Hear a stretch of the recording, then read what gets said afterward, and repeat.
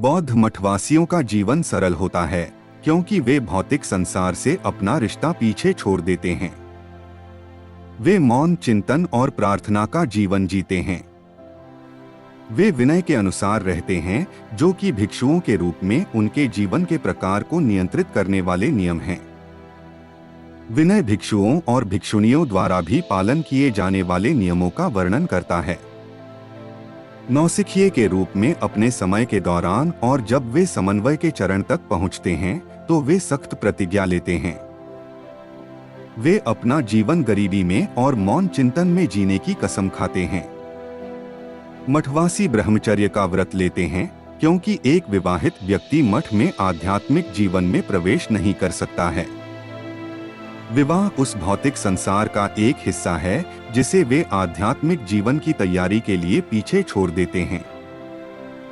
भिक्षु अपने बालों को अलग कर देते हैं क्योंकि ऐसा माना जाता है कि बाल घमंड से जुड़े होते हैं।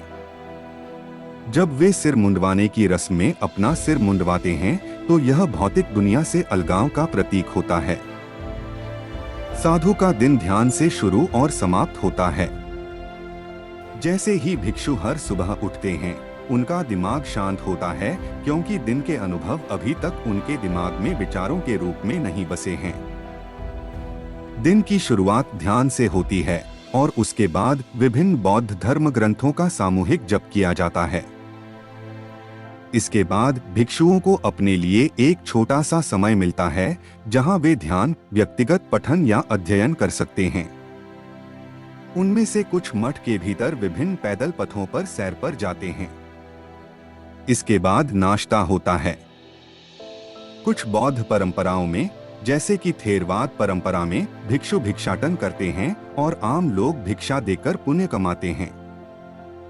वे भिक्षुओं को जो कुछ भी उनके पास होता है उसे बहुत प्रेम, विश्वास और भक्ति के साथ अर्पित करते हैं। कुछ बौद्ध परंपराओं में भोजन मठों द्वारा पकाया जाता है और स्वयंसेवकों द्वारा भी दान किया जाता है। भिक्षुओं को दिन में केवल 2 बार भोजन करने की अनुमति है, चाहे वह मठ में पकाया गया हो या भिक्षा से प्राप्त किया गया हो। वे अगले दिन के नाश्ते तक कुछ नहीं खा सकते। कुछ बौद्ध परंपराओं और तिब्बती बौद्ध समुदाय जैसे समुदायों में नाश्ते में मुख्य रूप से त्संपा और मक्खन चाय का सेवन किया जाता है। बौद्ध भिक्षु भोजन को आत्मज्ञान प्राप्त करने का एक तरीका मानते हैं।